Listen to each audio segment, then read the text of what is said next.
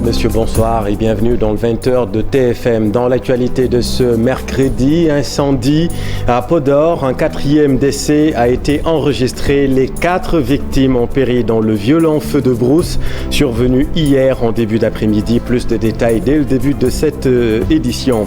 Rejet de la liste départementale de Yewwi Askan Wi Dakar, la coalition a déposé 2 recours devant le Conseil constitutionnel. J'espère que le Conseil sera compétent pour se prononcer, a déclaré le mandataire de Yewwi Askan Wi, Déthié Fall. L'actualité, c'est aussi le délibéré de l'affaire Ndiaga Diouf prorogé au 21 septembre prochain pour la défense. C'est une bonne décision en cette période préélectorale. Et puis en économie, ralentissement du PIB réel à 5%. Quelle perspective économique pour le Sénégal et les autres pays subsahariens? La marge de manœuvre semble étroite, nous ferons le point. À suivre également notre reportage consacré à la cherté de l'huile. Certains commerçants détaillants envisagent de boycotter le produit de grande consommation tellement son coût est élevé en ce moment. Voilà pour les titres, tout de suite le développement.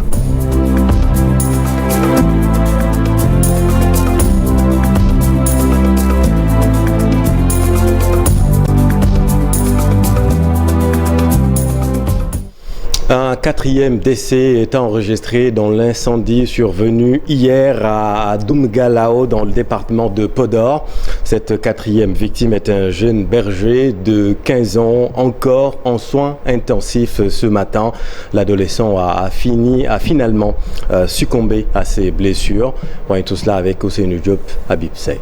4 morts, dont une femme de 32 ans et une fille de 2 ans, célèbrant d'un feu de brousse d'une rare violence qui s'est déclarée hier vers les coups de 12 heures dans les villages de Kawel et de Lumbel dans les communes de Dodel et de Doumgalao. Ce feu de brousse a causé la perte du cheptel de ces éleveurs du Fouta. Vraiment, il y a eu des pertes humaines.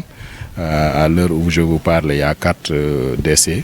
Et il y a un autre blessé qui est déjà à l'hôpital de Ndioum qui doit être transféré à l'hôpital principal. Le feu s'est déclaré ici dans les villages de Kawel et de Lumbel. C'est dans le département de Podor. Les autorités régionales, départementales se sont déplacées également pour s'enquérir de la situation, mais également présenter leurs condoléances aux différentes familles. Aujourd'hui, comme vous le voyez, le tapis herbacé était très dense, mais aujourd'hui, il ne reste plus rien dans ces 2 villages. C'est le soutien de l'État. Les condoléances de son Excellence, Monsieur le Président de la République et de son gouvernement et de l'ensemble du peuple sénégalais. Aussi rendu visite à un des blessés qui a eu quelques brûlures et qui est en soins intensifs au niveau de l'hôpital de Ndioum. Malgré l'organisation des secours avec les agents des eaux et forêts qui ont finalement réussi à venir à bout de ce feu de brousse, les populations continuent d'évaluer les dégâts de ce grave sinistre. C'est pourquoi l'État a appuyé les familles des victimes. Nous avons apporté des denrées, nous avons aussi apporté du ciment, des tôles de zinc en quantité pour assister ces familles et les doter de moyens pour qu'ils puissent résister davantage. Pour le moment, le feu de brousse a été maîtrisé, mais les familles des victimes continuent de pleurer leur fils, tué dans cet incendie d'une rare violence. Merci Ousseynou. Dans l'actualité politique, rejet de la liste départementale de Yewwi Askan Wi Dakar, le mandataire de la coalition a déposé 2 recours devant le Conseil constitutionnel. La coalition qui conteste le rejet de sa liste veut également faire invalider la liste de Benno Bokk Yakaar pour cause de dépassement de parrainage. Un brin ironique, Déthié Fall espère que le Conseil sera pour une fois compétent pour se prononcer sur ce dossier. Le voici avec Binta Sarr. Premier, c'est un recours en contestation du rejet de la liste majoritaire de Yewwi Askan Wi dans le département de Dakar, après notification reçue hier de la Direction générale des élections par le ministre chargé des élections, Antoine Diome, qui est un ministre partisan, et vous le savez. Mais nous avons constaté avec cette notification qu'il n'a pas connaissance des nouvelles dispositions qui sont dans le code électoral. Parce qu'effectivement, avant, il était dit en son article L173 qu'il n'y avait ni possibilité de retrait, ni possibilité de substitution, mais une évolution a existé sur le nouveau code électoral où ces dispositions sont retirées. On a introduit un deuxième recours. Et ce deuxième recours est en contestation de la liste de Benno Bokk Yakaar. Parce que vous avez vu lors du dépôt des parrains, l'excédent avec 55 328 parrains qui ont été déposés en lieu et place de 55 327. Et vous avez vu Mme Aminata Touré, qui est tête de liste de la coalition Benno Bokk Yakaar, dire qu'il y a eu un dépassement qu'elle a qualifié de mineur. On n'est pas dans une qualification. Justice, affaire Ndiaga Diouf, le verdict a été prorogé au 21 septembre prochain. La défense approuve la décision prise par le tribunal dans ce contexte préélectoral. Habib Faye, Soubarou. Un tribunal barricadé avec un important dispositif sécuritaire établi tout autour du palais de justice. La tension est palpable pour le verdict du procès en appel dans l'affaire Ndiaga Diouf, Barthélémy Diaz. Tout à coup, le verdict tombe. Encore un renvoi du délibéré. Le délibéré a purement et simplement été prorogé au 21 septembre 2022. Nous prions Dieu, Allah le Tout-Puissant, de nous accorder une bonne santé et une longue vie pour que ce jour-là, nous assistons enfin à une décision qui fasse honneur à la justice sénégalaise et qui blanchisse enfin Monsieur le maire Barthélémy Diaz. Maître Ousseynou Fall, l'avocat de l'actuel maire de la ville de Dakar, affirme que le renvoi au 21 septembre est une bonne chose. Je pense que nous vivons une période très trouble avec les élections législatives qui se profilent au mois de juillet et compte tenu déjà des contentieux à n'en plus finir qui sont soulevés au niveau de l'instance électorale et dans tous les autres secteurs de l'administration, nous pensons que ce renvoi est une excellente chose. Pour rappel, l'ancien édile de Mermoz Sacré-Cœur avait interjeté appel pour être blanchi sur cette affaire. Ses avocats sont convaincus que leur client est innocent. À noter, les avocats de la victime ont brillé par leur absence. Habib Barthélémy Diaz, actuel maire de Dakar, accusé d'être le meurtrier de Ndiaga Diouf, a enregistré un soutien de taille, le soutien de l'opposant Ousmane Sonko. Les deux opposants appellent à la résistance contre la forfaiture. Leur déclaration depuis le parvis de l'hôtel de ville ce matin. Verdict tant attendu a été reporté à une date ultérieure. Nous en prenons acte. Et nous continuons à inviter les populations à se mobiliser pour la démocratie et à se mobiliser surtout pour l'avenir de notre pays. Mais ce que nous voulons dire sur le plan strictement politique, c'est que celui qui pense pouvoir acheter la forfaiture qu'ils veulent faire sur la liste de Yewwi Askan Wi à Dakar par le report du verdict sur le procès en appel de Barthélémy Diaz, il se trompe. Et puis dans l'actualité judiciaire, toujours suspension du mouvement d'humeur des greffiers. Ils déclarent privilégier le dialogue avec les autorités judiciaires. Les greffiers étaient en séminaire à Saly. Le secrétaire général des travailleurs de la justice, maître El Hadj Ayaboun Malik Diop, avec notre équipe à Mbour. On est en conclave à l'initiative de la direction des services judiciaires dirigée par M. Abdoulaye Ndiaye ici présent à côté de moi pour réfléchir ensemble, pour trouver les voies et moyens dans le sens d'améliorer les conditions de travail d'un service important dans la justice, à savoir le greffe. Donc il est heureux aujourd'hui qu'on soit arrivé à ce niveau parce que depuis longtemps, les acteurs de la justice que nous sommes, nous les greffiers, nous avons toujours voulu avoir l'opportunité, avoir les moyens d'améliorer nos conditions de travail. Bon, elles sont de plusieurs ordres, elles sont d'ordre matériel, financiers, de plans de carrière, etc. Tout ça a été sérieux durant la réflexion, durant le débat, et des recommandations fortes seront prises et remises au gouvernement, plus précisément à M. le garde des Sceaux, pour que l'on passe à des actes pratiques pour que le greffe puisse jouer son rôle dans la justice. À Thiès, les étudiants de l'université Iba Der Thiam demandent l'achèvement des travaux des chantiers de Thiès. Travaux entamés, vous le savez, depuis 2015. Les étudiants ont tenu une marche pour exiger la reprise des travaux. Voyons tout cela avec Cher Anta Diop et Célia Tire. Ils ont encore arpenté les rues de la capitale du rail pour réclamer l'achèvement des chantiers de l'université Iba Der Thiam de Thiès. Ces étudiants, pancartes et banderoles en main, rivalisent d'ardeur à l'occasion. Nous avons organisé cette marche en vue de réclamer l'achèvement des chantiers de l'université Iba Der Thiam de Thiès, qui est un projet de construction qui a été débuté depuis 2015. Depuis 2015, pour une budgétisation de 6 milliards, séparée en 2 tranches. L'une des parties devrait être financée par la Banque mondiale et l'autre partie, les 3 milliards, par l'État. Et nous avons constaté que depuis 2015 à 2022, il n'y a pas eu réception de ces chantiers, ni l'achèvement de ces chantiers. C'est la goutte qui a fait déborder le vase. Après plusieurs rencontres avec les autorités universitaires, rien n'a bougé selon les étudiants. On a débuté avec des débrayages, on a débuté avec des rencontres avec les autorités compétentes, on a débuté avec des grèves de 24 heures, etc.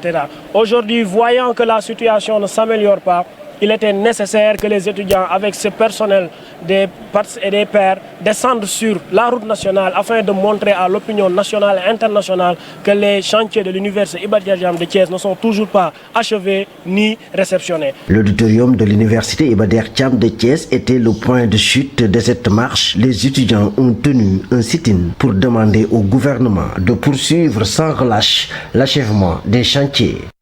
Et dans le Nord, les populations du Dandemayo, elles, dénoncent la lente exécution des travaux de la route Nawel-Demba-Kane, travaux pourtant lancés lors de la tournée économique du président de la République Macky Sall dans le nord du pays. Explication, Ali Bandeliang. Lancé en grande pompe il y a près d'une année par le président de la République, le désenclavement, le déroulement des travaux de la route du Dandemayo préoccupe les populations. Malgré le déploiement des engins de l'entreprise en charge des travaux, ça n'avance pas trop. À l'approche de la saison hivernale, les responsables du mouvement Dandemayo émergent ont sonné la mobilisation au village de Thiempeng pour exprimer leur inquiétude. Les travaux de la route ont démarré en novembre 2021 avec l'entreprise attributaire du marché et anticipant le démarrage sur fonds propres avant la signature. Ceci étant un grand soulagement des populations, même si certains restaient dubitatifs. Ça fait 8 mois que la CSE a démarré les travaux pour un linéaire de 136 km et le constat est que la CSE est toujours presque sur moins de 5 km pour un remblai et correction du tracé de la route. Et l'inquiétude des populations est grande à l'approche de l'hivernage. Si le peu de kilomètres sur lesquels travaille la CSE n'est pas terminé, vu qu'il sera impossible de travailler en hivernage et le calvaire de l'enclavement de cette année sera plus catastrophique que toutes les années précédentes. Malgré le retard de l'exécution et les dates annoncées, aucune communication en guise d'explication n'est faite ni par l'autorité, ni par l'Agiroute, ni par la CSE, confirmant le mépris des autorités à l'endroit des populations. C'est fort de ces constats que nous interpellons encore une énième fois le président Macky Sall à ce qu'il considère que le Dandemayo en particulier et la région de Matam en général fait partie intégrante du Sénégal et nous méritons plus de considération. Longue de plus de 80 km qui va de Nawel à Demba-Kane, cette route est la seule voie de liaison entre des centaines de localités longeant le fleuve Sénégal et le reste du pays. Et selon le directeur des routes, cette voie n'a jamais été prévue. La livraison de cette voie n'a jamais été prévue pour cette année. Néanmoins, l'entreprise en charge du chantier a promis d'accélérer les travaux. Voici Mamadou Alassane Camara avec Ali Bandeliang. Il faut reconnaître ce que nous avons accusé du retard dans la mise en œuvre du projet, qui a bien démarré. Ça, il faut s'en féliciter. Quand des financements sont trouvés, des appels d'offres sont lancés, des entreprises sont sélectionnées, et certaines même sont à pied d'œuvre pour mettre en œuvre le projet, on peut considérer que le projet a effectivement démarré. Donc, ce qui se passe pour le Dande-Mayo Sud, nous l'avons tous constaté. Moi-même, j'avais fait une tournée il y a quelques mois sur le terrain. Toutefois, il faut noter qu'il y a eu quelques lenteurs qui sont dues à des aléas qu'on peut retrouver dans la mise en œuvre des projets de ce genre. Toutefois, l'État a pris toutes les dispositions pour que les difficultés qui ont été notées puissent être dépassées et que le chantier puisse se dérouler convenablement. Et dans tous les cas de figure, il n'était pas prévu pour cette année, en tout cas avant l'hivernage, de procéder au revêtement de la route. Parce que tout simplement, il y a des phases préliminaires avant d'arriver quand même à la mise en œuvre de la couche noire, donc du bitume. Économie, l'Afrique subsaharienne face à un nouveau choc dispose d'une faible marge de manœuvre du fait de la guerre en Ukraine. Un conflit qui vient perturber la reprise économique prometteuse de la région, dans sa partie subsaharienne notamment. Si l'activité économique a connu un regain inattendu l'année dernière avec une croissance passée de 3,7 à 4,5, le conflit russo-ukrainien est venu compromettre tous les espoirs. La guerre devrait donc ralentir la croissance pour atteindre 3,8 cette année, comme l'explique le Fonds monétaire international dans sa dernière édition, Perspective des économies régionales pour l'Afrique subsaharienne. Voyons tout cela avec Daniel Diouf. Si la reprise économique en Afrique subsaharienne a été plus prononcée que prévu au second semestre de 2021, avec une croissance estimée l'an dernier de 3,7 à 4,5%, cette année le tableau est hypothéqué, selon les prévisions du Fonds monétaire international. La guerre en Ukraine a provoqué un choc économique mondial qui touche l'Afrique subsaharienne qui n'a quasiment pas de marge d'action pour faire face. L'envolée des prix du pétrole et des denrées alimentaires pèse en particulier sur les soldes extérieurs et budgétaires des pays importateurs de produits de base. Le FMI soutient même que cette hausse des prix du pétrole accentue les craintes à l'égard de la sécurité alimentaire dans la région. Et le choc menace d'aggraver certains des problèmes particulièrement préoccupants de la région, notamment les séquelles sociales et économiques de la pandémie de Covid-19, les changements climatiques, les risques sécuritaires dans la région du Sahel et le durcissement de la politique monétaire aux États-Unis. Tous ces facteurs expliquent pourquoi la dynamique de croissance de l'Afrique subsaharienne s'est essoufflée cette année, avec une croissance de l'activité économique qui devrait s'établir à 3,8%. Alors que la reprise devrait s'accélérer en 2023 pour atteindre environ 4% à moyen terme, ce rythme de croissance n'est toutefois pas suffisant pour regagner le terrain perdu en raison de la pandémie, précise le FMI. Des priorités d'action se dégagent. D'abord, protéger les ménages les plus vulnérables contre l'envolée des prix de l'énergie et des denrées alimentaires sans accroître la vulnérabilité liée à la dette. Ensuite, contenir les tensions inflationnistes et puis gérer les ajustements des taux de change. Pour créer des emplois et réaliser les objectifs de développement durable, le FMI soutient qu'il faudra que l'Afrique subsaharienne enregistre une croissance solide, inclusive et durable. Pour ce faire, les pouvoirs publics devront prendre des mesures résolues en vue de diversifier davantage leur économie, de libérer le potentiel du secteur privé et de régler les problèmes posés par les changements climatiques, conclut le FMI. Merci Daniel. Lancé en 2010, le Forum international sur la finance islamique de l'Afrique de l'Ouest aura lieu cette année du 20 au 21 juin prochain au CICAD sous la présidence effective de son Excellence le Président de la République Macky Sall.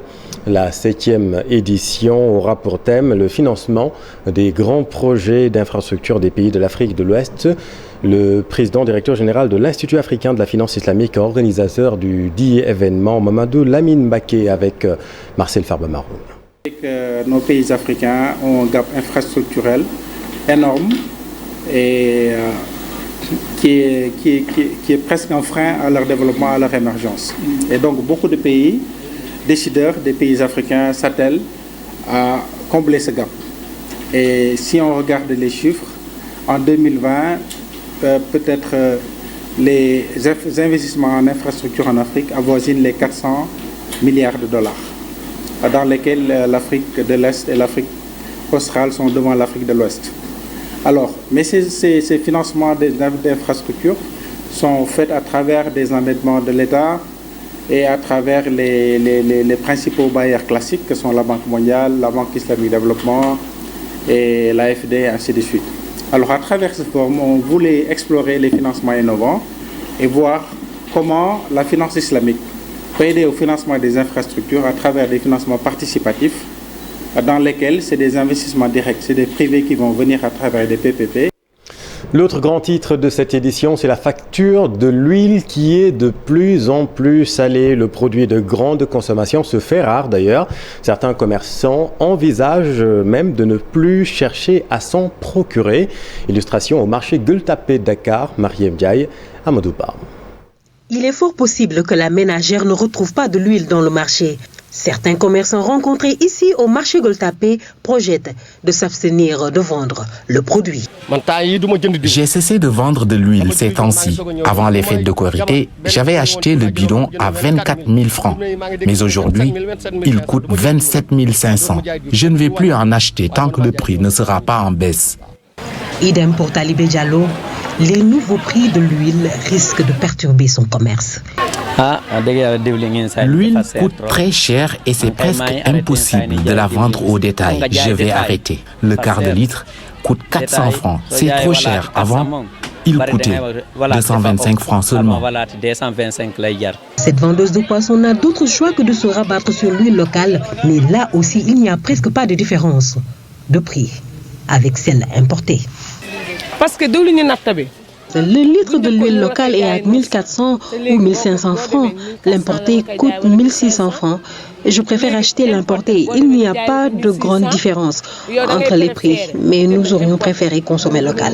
La hausse des prix des denrées alimentaires a fini de donner le tournis aux commerçants qui demandent la baisse des taxes. Certains consommateurs, eux, pensent déjà à modifier leurs habitudes alimentaires.